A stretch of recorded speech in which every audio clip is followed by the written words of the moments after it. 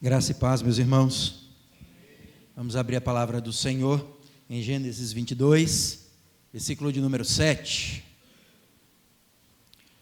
Deixe sua Bíblia aberta no texto, porque enfatizaremos o versículo 7, mas precisaremos de todo o contexto ao qual recorreremos durante a mensagem desta noite. Gênesis 22, versículo 7.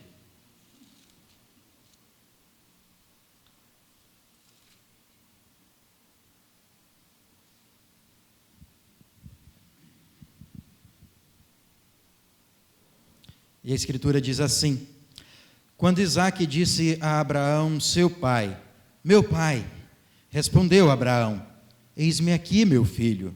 Perguntou-lhe Isaque, eis o fogo e a lenha, mas onde está o cordeiro para o holocausto?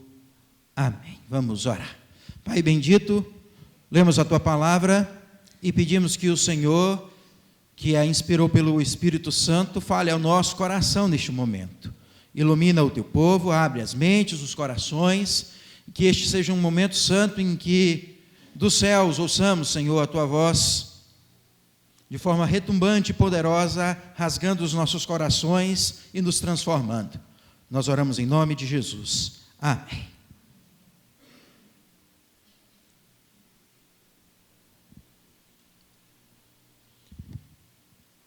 Muitas pessoas perguntam para nós nos dias de hoje: onde está o teu Deus?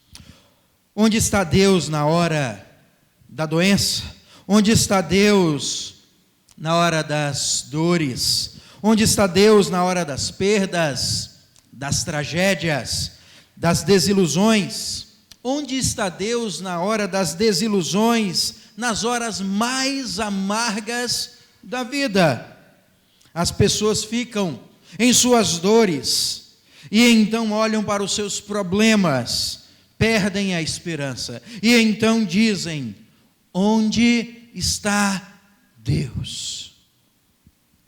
Você certamente já fez este tipo de questionamento quando passou por algumas provas, e você já deve ter dito algo do tipo: Deus, onde o Senhor está?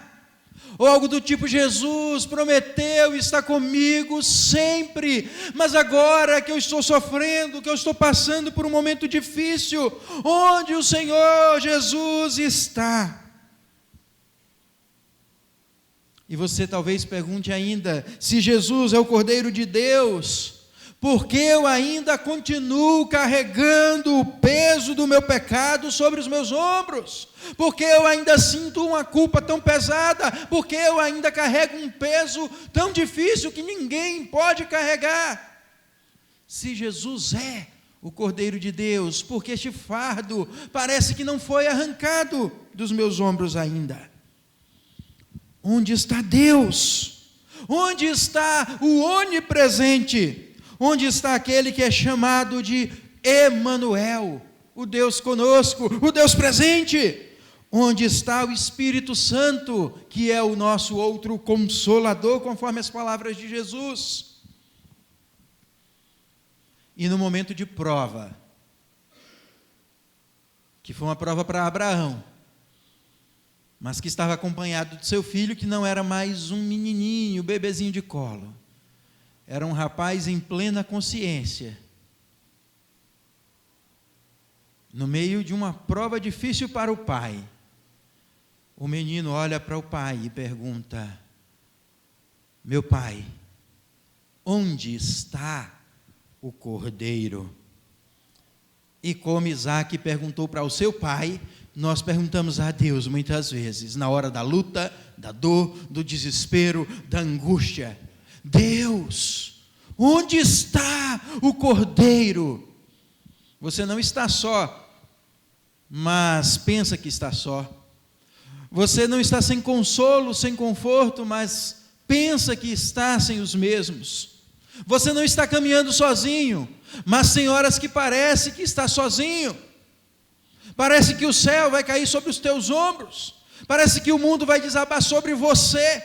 Parece que você é a única pessoa do mundo e que o universo inteiro vai ser destruído e os escombros do universo vão cair sobre você e você pergunta a Deus: onde está aquele cordeiro que morreu por mim? Eu me sinto tão só, eu me sinto abalado, eu me sinto abatido, eu me sinto completamente moído. Onde está o cordeiro?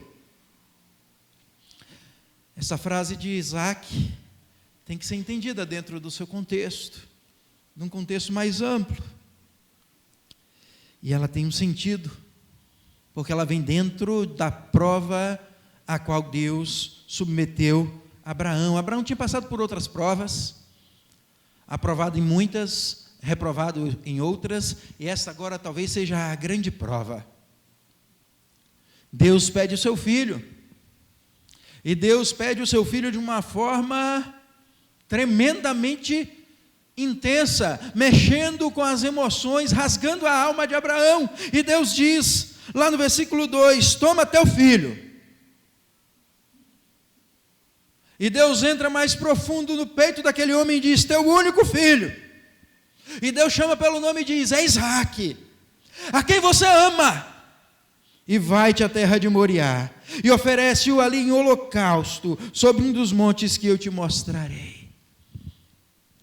Interessante que o holocausto não era só um sacrifício sobre o qual o sangue era derramado e pronto. Além do derramamento de sangue, o sacrifício tinha que ser totalmente consumido pelo fogo, até as cinzas, não podia sobrar nada. Vai até o monte de Moriá e oferece o teu filho, teu único filho, Isaque. Vamos trazer para o nosso contexto, uma linguagem nossa. Pega o teu xodozinho, pega o filho da tua velhice, pega o teu milagre, pega o filho dos teus 100 anos, pega o filho da promessa, pega o milagre impossível e leva e mata no monte de Moriá, porque eu quero ele como sacrifício. Que prova, que dura prova. Abraão se preparou, pegou 2 servos, pegou o menino, pegou lenha, pôs sobre os ombros do menino, pegou o cutelo, pegou o fogo, certamente um punhado de brasas, e começou a jornada e foram para o monte. Em certo momento ele fala para os servos pararem, porque ele e o menino subiriam o monte e depois de ter adorado, voltariam. Guarde isso, porque isso é importante. A jornada agora está mais difícil, está difícil de engolir, está seco, já não tem mais ninguém. Sara ficou em casa, os servos ficaram ao pé do monte, agora é só Isaque e Abraão. E Isaque, sem entender o que estava acontecendo, faz uma pergunta inocente, mas que cravou a espada que já estava no peito de Abraão mais profundamente, quando diz: papai, tem fogo e tem lenha. Ele já estava acostumado a ir adorar com o pai. Está faltando o principal, está faltando o cordeiro. Sem sangue não pode ter remissão de pecados. Embora Isaque não tivesse a compreensão do autor de Hebreus, que interpreta tudo isso, ele já tinha compreensão de que precisava comparecer diante de Deus com uma vítima substituta. Não tem ninguém para nos substituir diante de Deus, papai.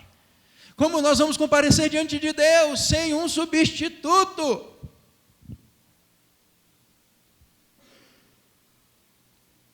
Deus proverá para si o cordeiro. Deus proverá para si o cordeiro. Eles chegam ao monte. O altar é preparado. O jovem garoto é deitado, é amarrado. E o texto não narra, mas você certamente deve imaginar. Imagine você adolescente, o seu pai amarrando você sobre um altar. O seu pai é um homem de fé, mas agora você deve imaginar que o seu pai enlouqueceu. Ele te amarra sobre o altar, levanta as mãos e aquele cutelo está pronto para descer, está pronto para te acertar, está pronto para te atingir. Eu certamente imagino, não posso afirmar categoricamente, não sei o nível de coragem e de fé que Isaac tinha e o texto não fala, mas eu imagino um menino com medo, chorando, talvez fazendo oração, talvez gritando: para com isso, papai! Mas Abraão estava pronto para arremeter contra o próprio filho e sacrificá-lo a Deus. Abraão não tinha informação do livro da lei que Deus não aceita sacrifícios humanos. Isso só foi escrito anos depois. Nenhuma ressurreição tinha acontecido, mas o autor aos Hebreus interpreta que Abraão tinha uma fé tão profunda em Deus, que entendia que de alguma forma Deus devolveria o seu filho, por isso ele estava pronto para oferecer o filho a Deus. Por isso ele disse, não por mera palavras da boca para fora: o Senhor proverá o cordeiro para si. Porque quando ele ergue as mãos e está pronto para isso, o anjo do Senhor brada do céu e diz: para, eu sei que tu temes a Deus. Deus sempre soube, mas a fé daquele homem precisava ser testada e fortalecida. E miraculosamente, usando meios naturais, um carneiro estava com os seus chifres presos ali, entre alguns arbustos, o que era necessário. Não tinha uma manada inteira de ovelhas e carneiros, só o que precisava. Um único carneiro estava ali, preso. Como ele foi parar lá, eu não faço a mínima ideia, mas ele foi parar lá, se desgarrou do bando, de alguma forma ele foi parar lá, mas o suficiente para que o holocausto fosse feito e Isaac fosse substituído. Guarde essa palavra, ela é importante. Papai, onde está o cordeiro? Deus proverá o cordeiro para si, meu filho. Deus proverá. E Deus proveu o cordeiro para aquele momento tão importante. Mas pensemos na história bíblica antes de voltar para o nosso texto. E vamos responder essa pergunta à luz de toda a Bíblia. Onde está o cordeiro? O cordeiro estava lá no Monte Moriá, simbolizado no carneiro que foi providencialmente preso pelos chifres. O cordeiro estava lá no Egito, na celebração da primeira Páscoa dos judeus, morto sobre a mesa na libertação da opressão. O cordeiro físico, simbolizando o cordeiro eterno. Onde está o cordeiro? O cordeiro está no sistema sacrificial do Antigo Testamento, sendo feito vários sacrifícios de animais para prefigurá-lo. O cordeiro está com Josué, apresentando-se logo antes da batalha contra Jericó, como príncipe do exército do Senhor, diante de quem Josué, prostrado, adorou. Onde está o cordeiro? Ele está no sistema sacerdotal, não apenas como sacrifício, mas representado também como o intercessor. Onde está o cordeiro? Ele está no palácio dos reis, simbolizado em Davi e em toda a sua descendência, sendo ele a verdadeira fonte de comando, não só de Israel, mas de todo o universo. Onde está o cordeiro? Ele está acampado junto ao povo de Deus nos 40 anos de deserto, junto do povo, para livrar o povo. Onde está o cordeiro? Este cordeiro está à frente do povo de Deus, guiando este povo no deserto, por meio do fogo e por meio da nuvem. Onde está o cordeiro? Ele está nas ruas de Jerusalém, de Samaria, clamando por meio da boca de cada um dos profetas. Onde está o Cordeiro? Ele está no templo recém-inaugurado por Salomão, enchendo aquela casa da glória de Deus. Onde está o Cordeiro? Ele está no livro dos Salmos, carregado de profecias, nos salmos messiânicos que atestam a morte, a ressurreição, os sofrimentos e a vitória do Cordeiro de Deus. Onde está o Cordeiro? Ele está lá no Éden, como promessa da destruição da serpente. Onde está o Cordeiro? Ele está na fornalha ardente com os 3 amigos de Daniel, livrando-os do fogo, e depois passeando com os 3 dentro do fogo. E na cosmovisão de Nabucodonosor, entorpecida pela idolatria, Nabucodonosor interpreta quase corretamente dizendo: eu vejo um quarto, porque parece com um filho dos deuses. Ele estava quase certo, porque não era filho dos deuses, era o Cordeiro de Deus, o Filho do Deus Altíssimo. Onde está o Cordeiro? Está lá na cova dos leões, tapando a boca dos leões para livrar seu servo Daniel. Onde está o Cordeiro? Está simbolizado em cada uma das cerimônias do Antigo Testamento, para que em cada uma delas aponta decidida e claramente. Onde está o Cordeiro? Ele está em cada um dos poemas do Antigo Testamento, que de forma direta ou indireta apontam para ele. Onde está o Cordeiro? Ele está anunciado e predito em cada um dos livros proféticos do Antigo Testamento.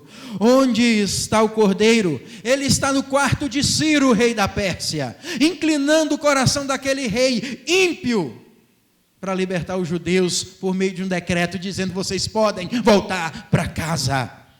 Onde está o Cordeiro? Ele está no ventre da sua mãe, que recebe, que vai visitar, melhor dizendo, a sua parenta Isabel, e no ventre o seu precursor, que na sua humanidade era também seu parente, se remexe cheio de Espírito Santo dentro do ventre de Isabel e o adora. Onde está o Cordeiro? Ele está na manjedoura, sendo adorado por reis, ou melhor dizendo, por magos, e também por pastores. Onde está o Cordeiro? Está nos braços do velho Simeão, que o chama de a salvação. Onde está o Cordeiro? Está com 8 dias de nascido no templo, cumprindo as cerimônias do Antigo Testamento. Onde está o Cordeiro? Ele agora é um adolescente, está no templo debatendo a lei com os doutores, e numa linguagem bem moderna, está pondo os doutores no bolso. Onde está o Cordeiro? Está caminhando pela rua, quando João Batista, que o adorou alguns anos antes, diz: eis o Cordeiro de Deus, que tira o pecado do mundo. Volte um pouquinho atrás, Isaac pergunta: papai, onde está o Cordeiro? Deus proverá para si o Cordeiro. E Deus proveu não só um carneiro para substituir Isaac, mas Deus providenciou um Cordeiro para substituir Isaac, Abraão, Israel, eu e você. O Cordeiro de Deus, que não vem simbolizar a retirada do pecado, como no Antigo Testamento, mas o Cordeiro de Deus que efetivamente tira o pecado do mundo. Jesus Cristo, o Filho de Deus. Onde está o Cordeiro? Ele está nas ruas, tocando leprosos, mulheres com fluxo, sendo tocado pelos que precisam dele e os curando. Onde está o Cordeiro? Ele está comendo na casa de pecadores, anunciando-lhes a salvação. Onde está o Cordeiro? Ele está libertando publicanos, pecadores, prostitutas, endemoniados e muitos outros do seu pecado e de sua escravidão. Ele está nas ruas, no templo, nas sinagogas, ensinando o evangelho do reino. Está dando comida aos famintos, enquanto mostra que ele é o verdadeiro pão que desceu do céu. Onde está o Cordeiro? Ele está nas ruas da Judéia e da Galileia, operando inúmeros e maravilhosos milagres. Onde está o Cordeiro? Ele está em seus últimos dias de ministério, sendo negado e traído por 2 dos seus amigos. Onde está o Cordeiro? Ele está celebrando a Páscoa com seus discípulos, comendo o Cordeiro do Antigo Testamento que apontava para ele. E naquele momento instituindo uma nova cerimônia pactual que substituiria a Páscoa, a ceia do Senhor, que aponta para o Cordeiro. Não mais o Cordeiro que viria, mas o Cordeiro que já veio e que já venceu. Ele está no Getsêmani, orando, agonizando, recebendo a carga de pecados e de ira, os nossos pecados e a ira de Deus contra mim, contra você, que Ele suporta em nosso lugar. E Ele está sofrendo tanto já no Getsêmani, que Ele soa gotas de sangue. Onde está o Cordeiro? Ele está em Jerusalém, preso. Ele foi entregue com um beijo. Ele está sendo julgado por crimes não cometidos, carregando o peso de nossa culpa sobre si. Ele comparece diante de reis, ele que é o Rei dos reis e Senhor dos senhores. Ele está sendo trocado por Barrabás, o malfeitor. Ele está tomando o lugar dos criminosos, não só de Barrabás,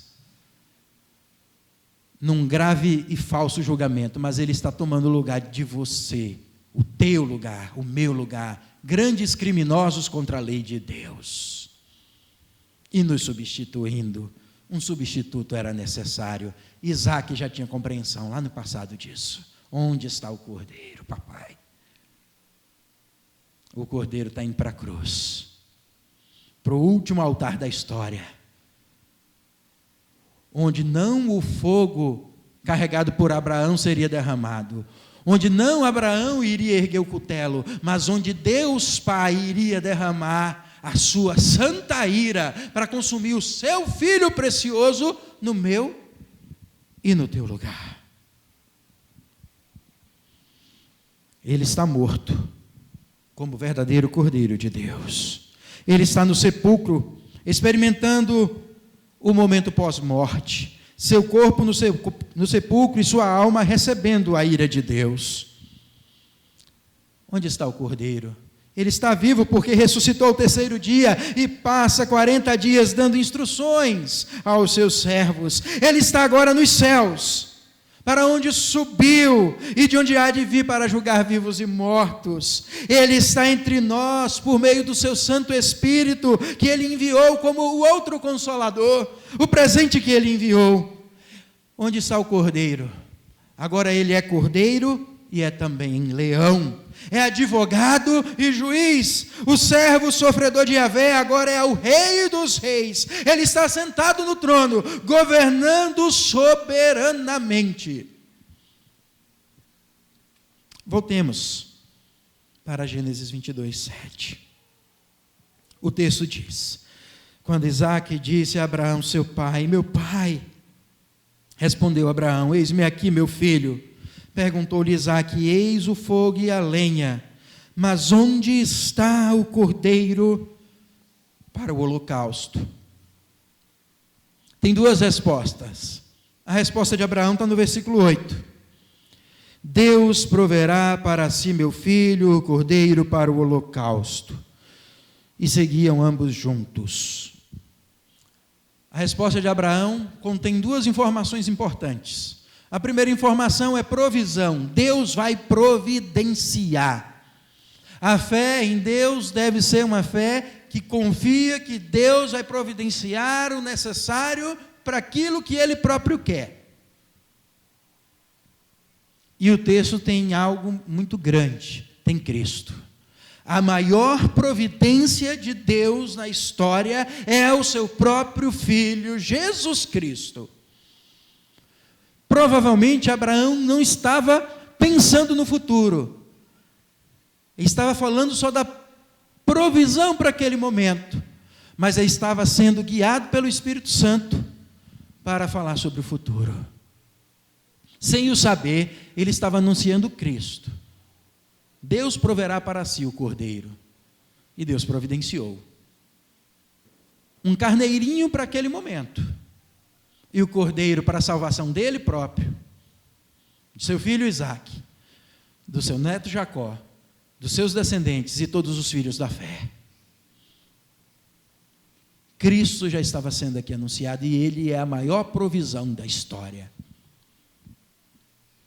E eu e você ficamos inquietos e desesperados quanto ao que comer, quanto ao que beber, quanto ao que vestir, quanto a onde morar, quanto ao sapato, quanto ao remédio, quanto à roupa, quanto à criação dos filhos, quanto ao amanhã, quanto à faculdade, quanto aos estudos, quanto ao desenrolar do país, quanto às melhoras do país ou às pioras, quanto ao cenário político-econômico, quanto às questões mundiais.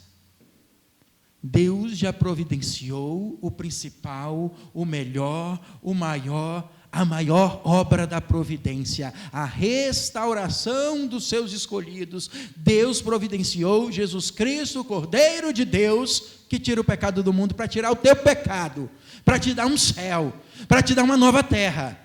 Então, se o mundo desabar, não tem problema. Não estou dizendo que isso é bom, mas você já tem o maior e melhor, você já tem Cristo, o Cordeiro de Deus, a suprema provisão do Senhor. Olha a resposta de Deus à pergunta de Isaque. Versículo 9 a 13 dizem assim: chegaram ao lugar que Deus lhe havia designado. Ali edificou Abraão um altar, sobre ele dispôs a lenha. Amarrou Isaque seu filho e o deitou no altar, em cima da lenha. E estendendo a mão, tomou o cutelo para imolar o filho. Mas do céu lhe bradou o anjo do Senhor: Abraão, Abraão.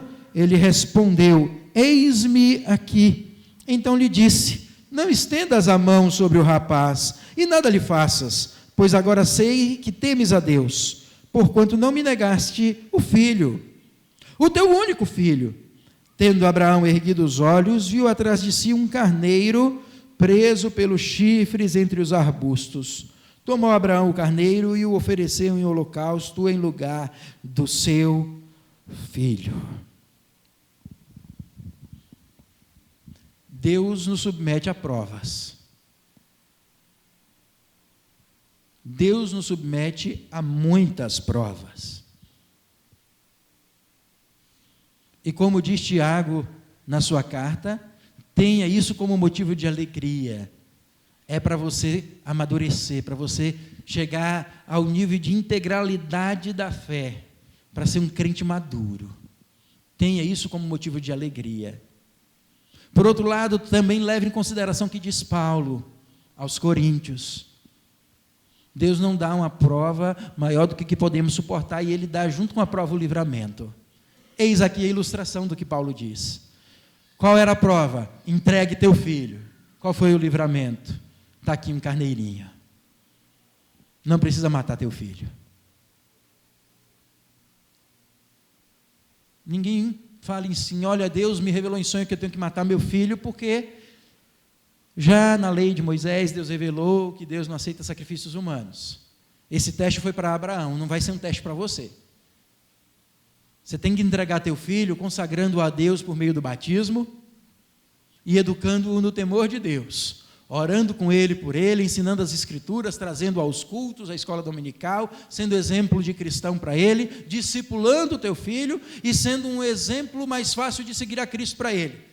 O padrão de todo crente é Cristo. Imitar esse exemplo maior é difícil, então seja um modelo que aponta para Cristo. Assim como Paulo disse aos Coríntios: sejam meus imitadores como eu sou de Cristo. Você consagra o teu filho a Cristo, dizendo: filho, imite a Cristo. Mas se está difícil, olha para mim que eu estou também tentando imitar.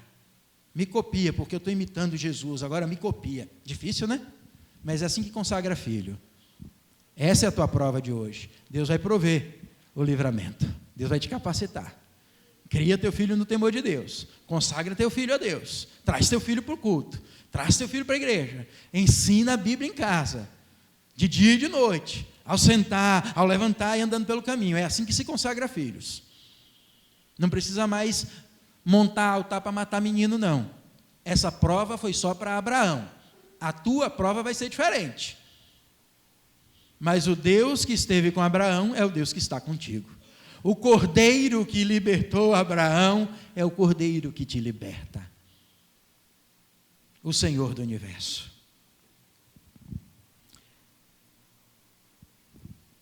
O cordeiro estava ali, simbolizado no carneiro que se substituiu Isaque.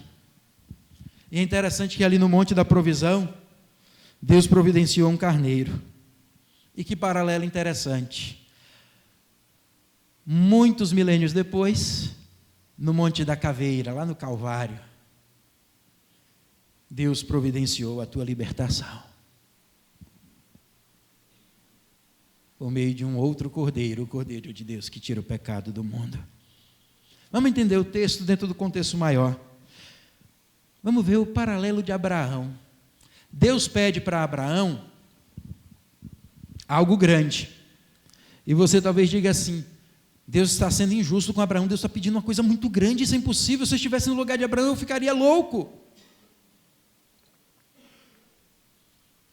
Mas Deus está pedindo para Abraão justamente o que ele tinha planejado fazer anos depois. O que Deus pede a Abraão é o que Deus vai fazer. Volte para o versículo 2.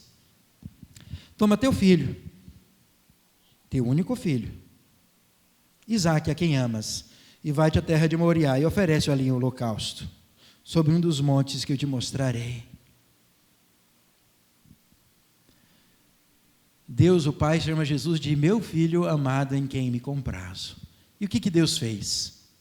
Tomou o seu filho, seu único filho, em que ele tinha prazer, e ofereceu ele sobre um monte, o Monte Calvário.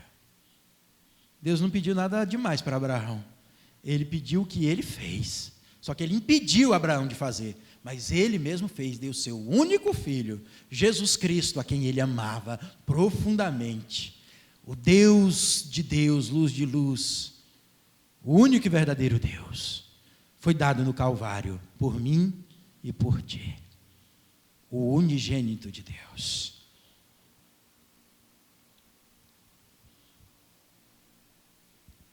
Eu falei sobre a ideia de substituição. Tem que ter substituição. Você só pode ser aceito diante de Deus por meio de um substituto. Todo o culto do Antigo Testamento é marcado pela apresentação de um animal como substituto. Todas as cerimônias têm um substituto para morrer no lugar do adorador. No Novo Testamento isso não é mais necessário, porque o substituto já morreu uma vez por todas. Tem que ter derramamento de sangue para que pecadores sejam aceitos. Alguém tem que levar a maldição sobre si para que a maldição seja retirada. O culto do Antigo Testamento inteiro mostra isso. Toda a cerimônia, todo o sacrifício, todo o holocausto, todo o livro de Levítico, com aquelas leis que você talvez tenha vontade de pular na hora de ler, não faça isso, elas são importantes para você entender o Novo Testamento. Tudo aquilo mostra a ideia de substituição que se cumpre em Jesus Cristo. Você só pode ser aceito diante de um Deus santo se o teu pecado for perdoado, aniquilado, se você for justificado, porque você é terrivelmente pecador, como eu sou. E só somos aceitos diante de Deus por causa de Jesus, o nosso substituto, o nosso Redentor que vive, que nos libertou e nos salvou.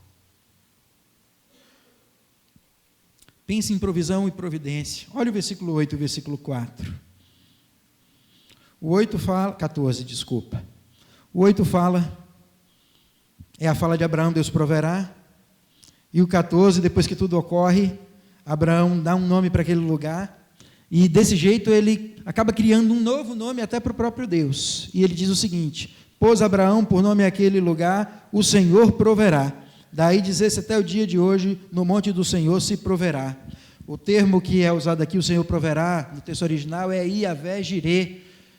Do jeito mais tradicional de falar em português, Jeová Jirê. significa o Senhor é a provisão, ou o Senhor proverá. O nosso Deus é o Deus da provisão. É neste Deus que nós confiamos. Nós não nos guiamos pelas circunstâncias, nem temos uma fé cega. Nós nos guiamos por depositar a fé no Senhor do universo, que é o Senhor da provisão. Passamos por provas e provas duras, mas cremos no Deus da provisão. E enquanto você passar por provas, lembre que cada provação é um momento de adoração. Encare as provações e sofrimentos como o que de fato são, momentos de adoração, e Abraão encarou assim no versículo 5. Então disse a seus servos: esperai aqui com o jumento, eu e o rapaz iremos até lá, e havendo adorado, voltaremos para junto de vós. Vejam a mistura do elemento adoração e fé. Nós iremos, com a ajuda do autor de Hebreus, eu vou sacrificar o menino vai ressuscitar, nós vamos adorar e vamos voltar. Para se oferecer um culto a Deus tem que ter fé, amém. Mas quando você está em provação, você não para, você adora a Deus com a tua provação. Você apresenta as tuas lágrimas diante do Senhor, você apresenta o teu choro diante do Senhor, você apresenta a tua dor diante do Senhor, você apresenta o teu clamor ao Senhor. As provações não podem te afastar de Deus. Elas têm que ser um motivo para você se apegar mais a Deus. Não como o Deus que resolve problemas, embora Ele resolva os problemas, mas como aquele que é digno de adoração. Talvez o melhor exemplo seja Jó. Perdeu os bens, perdeu os filhos, a mulher enlouqueceu e pediu para ele blasfemar, perdeu a saúde, e o que é que ele fez? Nu saí do ventre da minha mãe, nu voltarei. O Senhor o deu, o Senhor o tomou. Bendito o nome do Senhor. Provação não é momento de murmuração, provação é momento de adoração. Você pode pedir a libertação, mas não esqueça de dizer: tu és santo, e se eu estou passando por isso, ou é porque eu mereço sofrer, ou é porque o Senhor tem algo para me ensinar, ou é por algo que eu não sei o que é, mas louvado, bendito, exaltado, glorificado seja o nome do Senhor, e espere Deus prover o livramento, porque Ele é poderoso para tal. Confie no Senhor e adore ao Senhor. Onde está o Cordeiro? Está aqui nesse templo, em cada culto, e de uma forma um pouco mais especial em cada ceia, quando a ceia é celebrada e os elementos apontam para Ele simbolicamente, e Ele espiritualmente se faz presente. Este é meu corpo, este é meu sangue. Não são meros símbolos, são sinais visíveis da graça invisível. E Jesus está espiritualmente presente, comunicando por meio de elementos visíveis a sua graça ao coração do seu povo. Onde está o Cordeiro? Ele está presente como prometeu. Onde está o Cordeiro? Ele está no céu, preparando um lugar para você, como Ele prometeu: vou preparar-vos lugar e voltarei para que onde eu estou, vocês estejam comigo. Pensando na nossa vida diária, onde está o Cordeiro? Ele está cuidando das feridas do teu coração. Onde está o Cordeiro? Ele está te dando vitória sobre os pecados ocultos. Onde está o Cordeiro? Ele está secando as tuas lágrimas enquanto você sofre. Onde está o Cordeiro? Ele está te consolando do teu luto. Onde está o Cordeiro? Ele está caminhando contigo durante as tempestades, desertos, fornalhas e dores desta vida. Onde está o Cordeiro? Ele está cuidando dos teus filhos. Onde está o Cordeiro? Está preparando uma família para você. Onde está o Cordeiro? Ele está sarando a tua alma cansada e quebrada. Onde está o Cordeiro? Ele está junto ao Pai, intercedendo por você. Onde está o Cordeiro? Ele está assentado no trono, governando o universo. E Isaías já teve uma visão muito tempo antes disso, e ele disse: eu vi o Senhor assentado num alto e sublime trono. Ali é o lugar do Cordeiro. Ele venceu a cruz, a morte, ressuscitou, te salvou, e ele governa o universo do seu santo trono. Onde está o Cordeiro? Ele está contigo em cada momento da tua vida, e estará ao teu lado até a consumação dos séculos. Onde está o Cordeiro? Está no coração daquele que confia nele de todo o coração, como seu Senhor e como seu Salvador. Eu quero concluir, e eu continuo fazendo ecoar a pergunta de Isaac: onde está o Cordeiro?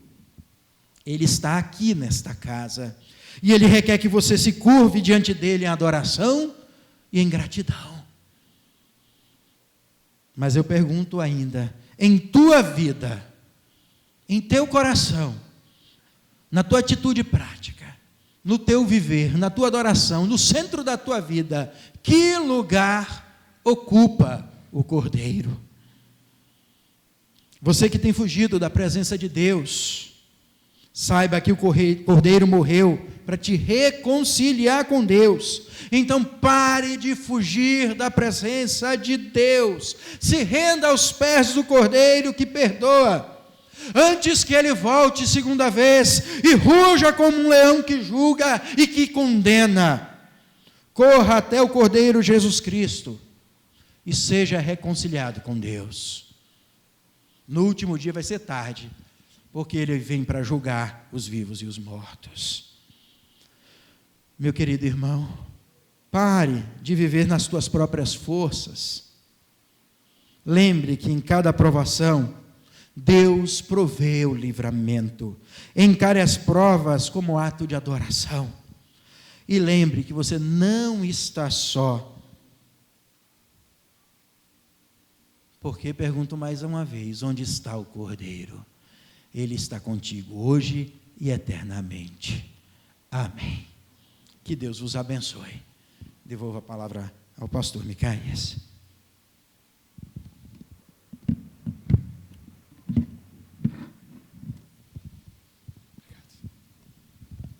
Feche os seus olhos, vamos falar com o Senhor. Nós ouviremos um cântico que nos fala sobre esse Jesus, o Cordeiro de Deus, que se entregou na cruz no nosso lugar. Isaías 53, vamos ouvi-lo enquanto nós falamos com Deus e agradecemos por esse sacrifício no nosso lugar. Hoje nós temos vida porque o Cordeiro morreu por nós. Hoje nós somos amigos de Deus porque o Filho, o Cordeiro de Deus, se fez inimigo por nós. Hoje nós temos a companhia maravilhosa desse Deus através do Cordeiro, porque lá na cruz o Cordeiro, o Filho de Deus, foi desamparado para que hoje tivéssemos a oportunidade de estar nos braços do Pai. Hoje nós temos essa plena certeza e convicção que Deus está do nosso lado e um dia nós nos encontraremos com o Senhor nos ares, nos céus, e lá nós viveremos com o Senhor para todo o sempre. Abra o seu coração para essa verdade, abra o seu coração para aquilo que a palavra de Deus nos disse nessa noite. Só existe um meio de encontrar com o Senhor, só existe um meio, uma forma, um caminho para o céu, é através de Cristo Jesus. Se você não entregou a sua vida, o seu coração a esse Jesus, esse é o momento.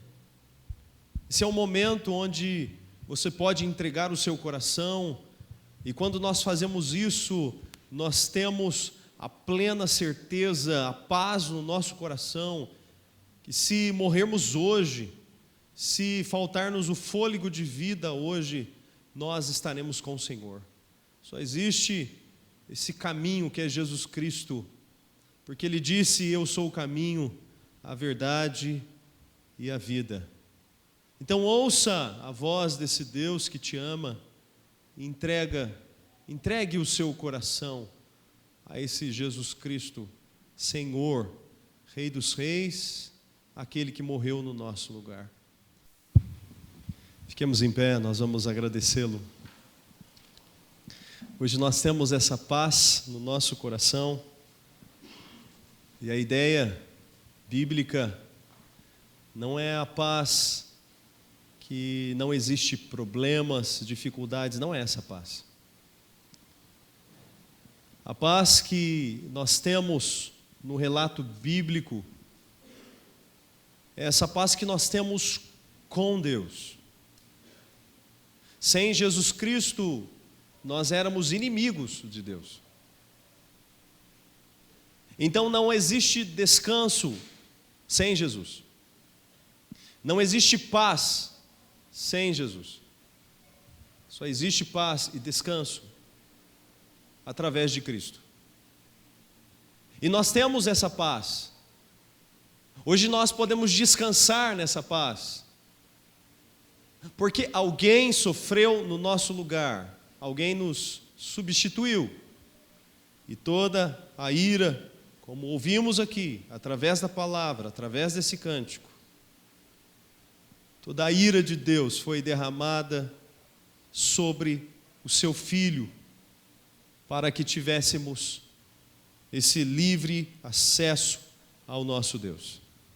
Hoje nós podemos falar com Ele, hoje nós podemos louvá-lo, hoje nós podemos adorá-lo, porque Cristo rasgou o véu através de sua morte, uma morte substitutiva. O lugar que era nosso, Ele tomou, nos dando esta maravilhosa oportunidade de adorar o Senhor. Quero convidá-lo nesse momento a fechar os olhos mais uma vez. Eu quero convidar para vir à frente mais uma vez o reverendo Givanildo, que orará por nós e impetrará a bênção sobre as nossas vidas. Então agradeça ao Senhor por esta oportunidade maravilhosa de estar na casa do Senhor. Bendito Deus, nós te louvamos por esta oportunidade de estarmos aqui te adorando. Te louvamos porque tua ira não nos tocou, porque o Cordeiro Santo de Deus interviu. Por tua decisão, ó Pai, pelo decreto eterno da Trindade Santa, Jesus, teu Filho, teu único Filho, recebeu a ira em nosso lugar e fomos perdoados. Obrigado, Senhor. Obrigado porque temos o privilégio de te adorar, de te servir, de te buscar. Obrigado porque o Senhor ouve as nossas orações. Obrigado porque temos acesso ao trono da graça e nesse trono achamos socorro em ocasião oportuna. Obrigado, Senhor, porque temos a paz que excede todo entendimento. Obrigado porque Jesus, o teu Filho, morreu por nós. Obrigado porque tu, ó Pai, e teu Filho Jesus enviaram sobre nós o Espírito Santo que nos conforta, consola e é o nosso selo, o nosso penhor, a garantia da vida eterna. Obrigado porque nada nos falta. Obrigado porque temos lutas, dores, aflições e angústias, mas o Senhor é conosco. E obrigado porque no descortinar do final da história sabemos que somos vencedores por meio daquele que nos amou. Louvado seja o teu nome. Cuida do teu povo que aqui está, Senhor, sarando suas feridas, fortalecendo a fé, dando maturidade espiritual, derramando bênção, Senhor, sobre o conselho desta igreja, sobre sua junta diaconal, sobre a sua escola dominical, dando liderança fiel, firme, fazendo com que o púlpito desta igreja, Senhor, seja um púlpito centrado na Escritura cada vez mais, cheio de poder do Espírito Santo. Abençoa, Senhor, para que essa igreja seja um luzeiro, onde o Senhor a colocar, Senhor, faz com que os teus servos que aqui estão, Senhor, sejam instrumentos nas suas mãos. E traz paz aos corações, traz, Senhor, restauração às vidas, abençoa os casamentos, abençoa os irmãos enfermos, trazendo conforto, alívio, cura. Faz, Senhor, a tua obra na vida do teu povo, e glorifica o teu nome na vida do teu povo, e que o teu povo esteja submisso a ti, Senhor, para obedecer a tua voz, para atender ao teu chamado, para fazer a tua vontade, para cumprir o teu querer. Oramos em nome de Jesus. Amém. Que a graça do Senhor Jesus Cristo, o amor de Deus e a eterna comunhão do Espírito Santo repouse sobre vós hoje eternamente. Amém.